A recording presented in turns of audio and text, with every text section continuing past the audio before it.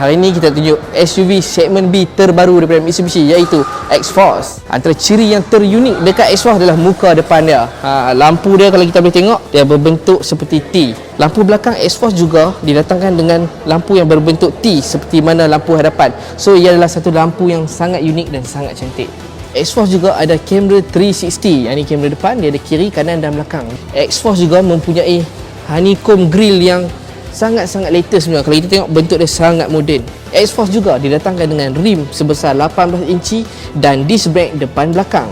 X-Force juga datang dengan smart entry. Ini adalah button untuk buka kereta dan kunci kereta. Kebanyakan SUV tak ada design sini, tapi X-Force datang dengan design di pintu depan dan pintu belakang. X-Force juga datang dengan power boot dan mempunyai ruang dalam yang sangat-sangat luas dan boleh direndahkan untuk mendapatkan 410 liter. Cara nak tutup pun hampa tak susah, hanya tekan button di sini sahaja. Minyak X-Force didatangkan dengan tangki sebesar 42 liter, lebih kurang RM80 lah.